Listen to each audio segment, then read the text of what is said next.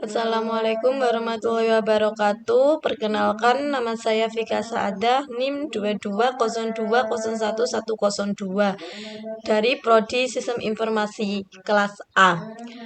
Di sini saya akan menjelaskan sentimen analisis. Sentimen analisis yaitu sentimen analisis teknik dalam text meaning atau natural language processing yang digunakan untuk menentukan emosi, pendapat, atau sikap secara terhadap suatu topik berdasarkan teks. Biasanya hasil sentimen analisis ini dibagi menjadi 3, positif, negatif, netral. Contoh dari positif yaitu aplikasinya sangat membantu dan mudah digunakan, itu positif. Dan yang negatif, pelayanan buruk dan sangat mengecewakan, itu yang negatif. Dan yang netral, aplikasinya sangat diperbarui.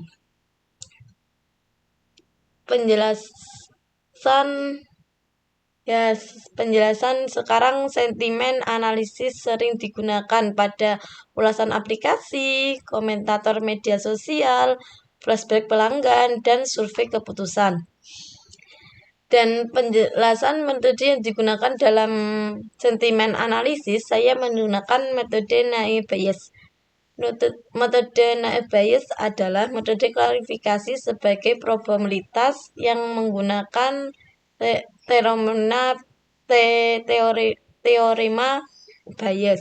Metode ini disebut naif karena mengasumsikan bahwa setiap kata dalam kalimat bersifat independen satu sama lain. Selanjutnya, kelebihan metode naive Bayes. Kelebihan metode naive Bayes yaitu 1. Sederhana dan mudah dipahami. 2. Cepat dalam proses training dan prediksi. 3. Cocok untuk database teks yang besar. 4. Performa cukup baik untuk klarifikasi sentimen. Dan kekurangan metode ini, asumsi independensi kata tidak selalu benar. 2. Kurang akurat untuk kalimat yang mengandung konteks atau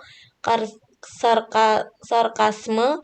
3. Sensitif terhadap data meaning yang tidak seimbang. 4. Tidak memahami makna kalimat secara mendalam. Dan selanjutnya, tahapan metode naive Bayes itu ada 6. 1. Pengumpulan data. 2. Processing teks. 3. Ekstraksi fitur. 4. Training model. 5. Kualifikasi atau prediksi. 6. Evaluasi modal. Dan selanjutnya kita buka codingannya dulu ya. Nah, sekarang kita run dulu.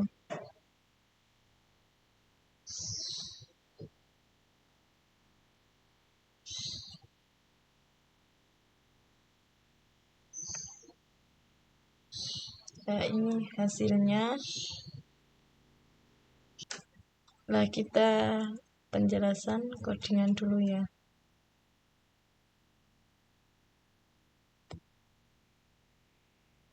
Nah, Pandas ini untuk mengelola data dalam bentuk tabel atau data frame ya.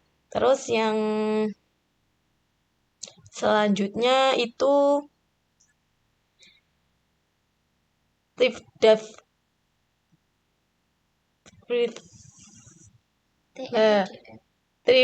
TF-IDF ini mengubah teks menjadi data numerik menggunakan metode. Terus aplikasinya sangat bagus, pelayanan sangat buruk, fiturnya cukup membantu, aplikasi ini mengecewakan, saya sangat puas, sistemnya lambat dan error, tampilan aplikasi menarik, pelayanan tidak memuaskan, fitur sangat lengkap, dan aplikasi ini. Dan selanjutnya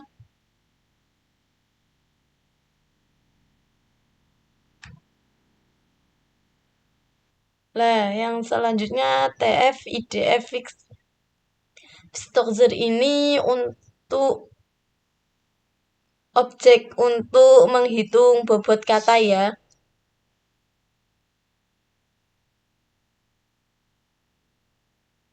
Nah, yang selanjutnya text size 0,2 ini 20% untuk pengujian.